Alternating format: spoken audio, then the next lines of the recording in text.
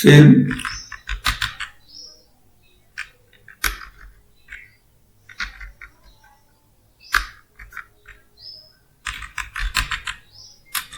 Cell formatting. अब हमने लिख लिया तो हमारा डाटा क्या है, सेल से थोड़ा ज्यादा जा रहा है, अगली रो में जा रहा है। तो हम इसको जैसे ऊपर लाइन पे ले जाते हैं डी और ई के बीच में, तो एक प्लस का आइकॉन जो बोल्ड हो जाता है, थोड़ा सा पतली लाइन हो जाती है। इस पर डबल क्लिक जैसे हम करेंगे तो ऑटो एडजस्ट हो जाता है वो सेल के हिसाब से, इस सेल को कितनी जगह चाहिए। तो ये तो हो गया। अब क्या करेंगे, जैसे कि हम यहाँ पर लिखते हैं, इसको इंग्लिश में कर लेते हैं, राम श्याम, ये डाटा लिख लिया। तो एक्सेल में ज्यादातर तो काम किया जाता है नंबर्स पे, नंबर्स पे काम किया जाता है। कोई भी जो फॉर्मूला होता है वो डाटा पे काम नहीं करता है, जैसे अल्फाबेट्स को, वो काम वर्क करता है वैल्यू पर, डाटा पर।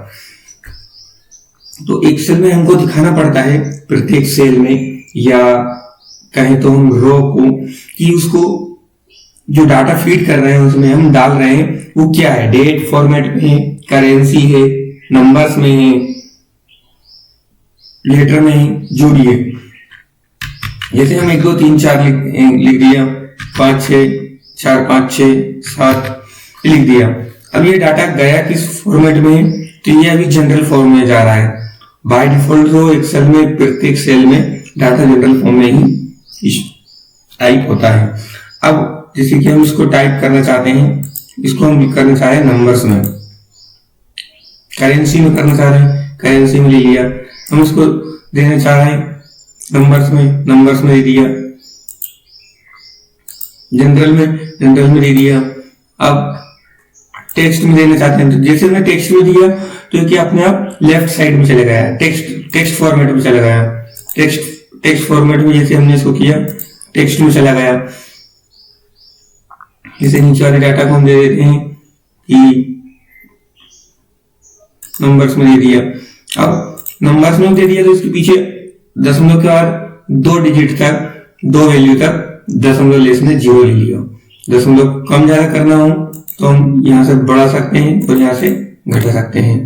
ये पूरी सेल को, कॉलम को सिलेक्ट करके हम दशमलव बढ़ा घटा सकते हैं, या सेल को या रो को, कॉलम या रो को दोनों में, या पर्टिकुलर किसी सेल का भी हम दशमलव में मान बढ़ा या घटा सकते हैं कि हमको कितनी वैल्यू तक, 3 डिजिट तक दशमलव में चाहिए, या 0 डिजिट तक दशमलव में चाहिए, या दशमलव में चाहिए ही नहीं, कोई भी डाटा हुआ।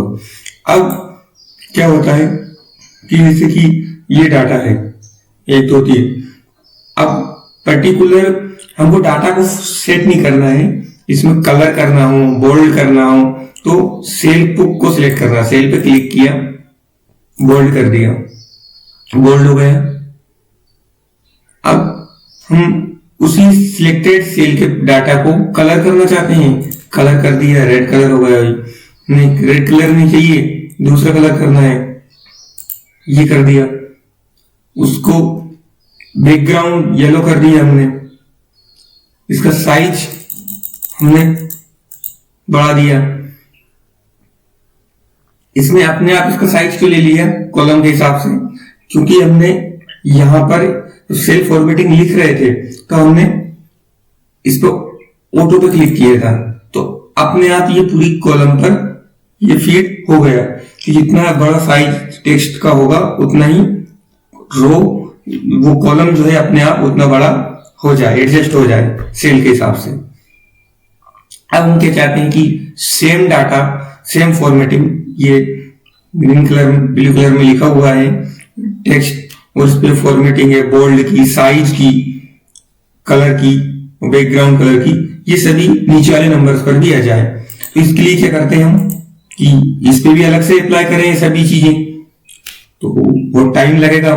तो इसके लिए क्या करते हैं, ये फॉर्मेट पेंटर यूज क्या होता है, इसका कार्य होता है किसी भी डाटा की या किसी भी सेल की फॉर्मेटिंग, उस पर जो जो कंडीशन अप्लाई की गई हैं सभी को कॉपी करके और दूसरे उस पर लगाता है। जैसे हम फॉर्मेट इसको सिलेक्ट करके फॉर्मेट पेंटर पर क्लिक करते हैं तो इस प्रकार से इसके चारों तरफ ब्लिंक करने लगती है लाइनें, अर्थात जैसे कि हम कॉपी करते हैं डाटा कट करते हैं उस समय जैसे बिलिंग करती है वैसे ही बिलिंग करने लगी। और हमारा जो पॉइंटर है उस पर एक प्रकार का ब्रश बनकर आ गया है।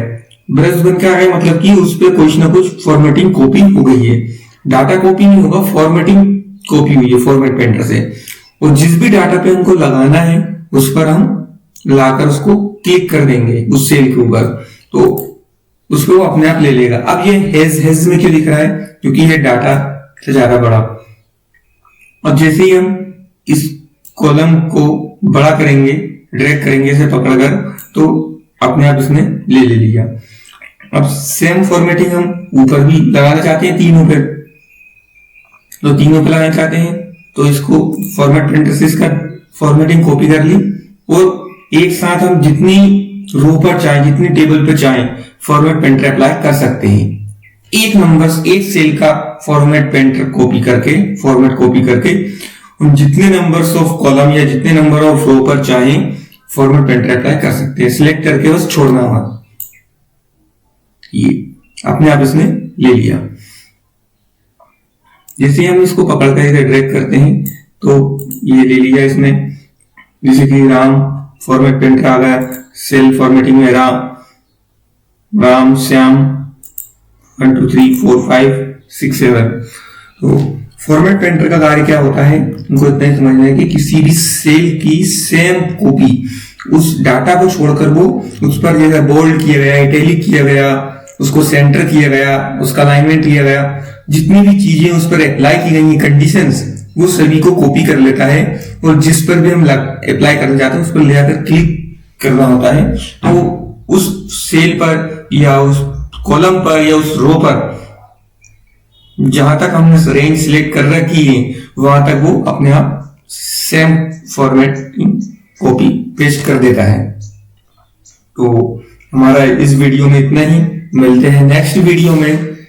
इस वीक की हमारी क्लास अगर आपको अच्छी लगती है, कुछ सीखने को मिल रहा हो, तो प्लीज वीडियो को लाइक एंड सब्सक्राइब जरूर करें। थैंक्स।